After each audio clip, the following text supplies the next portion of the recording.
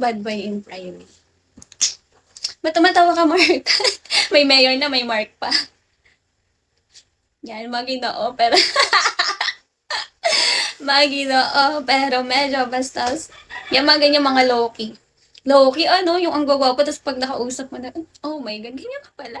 Ha, ganyan ka pala. Ganyan ka pala, ha. Hindi ka na natulog. Natulog ako. Natulog ako siguro 2 hours. Hindi ako makatulog eh. Maginoo, pero medyo bastos. May kilala akong ganyan eh, nakakagulat. Promise, ang gwapo niya. Tapos nung nakausap mo na, oh my God, like, oh my God, Superman niya. Nakaka-turn up pala yung ganun. Wow, thank you, guys. Drake Palmas. Uy, totoo na, seryoso, nakaka-turn up pala yung ganun. Crush mo na kasi ano, humble lang siya, ganun. Pa-sweet, tapos parang maalaga, parang nauunawaan ka. Basta pa-sweet, ganun. See you around. Hi, Niner. Thank you. Tapos, nung nakausap mo na, ang manyak. Super. Mapapasabi ka na lang talaga ng, okay, bye. Hindi mo manghihinayang ka kasi, ala, hindi talaga binibigay ni Lord lahat sa isang tao. Super manyak niya, B. Mata-turn up ka talaga.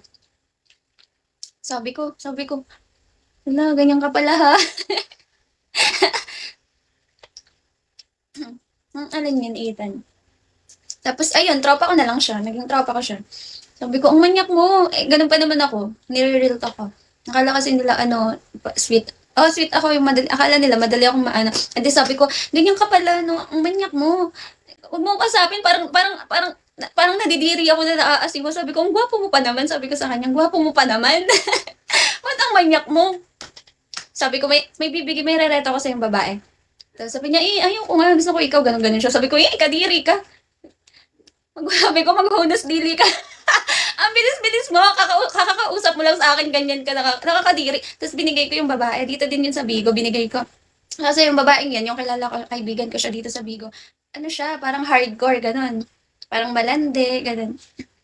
Parang, uy, may idea sila, nagpapa-avail yun. Ay, sabi ng mga yan, sino yun? Uy, ay, sino sabi mo kaninong babae? Yung binigay ko sa kanya. Tapos nag-usap sila.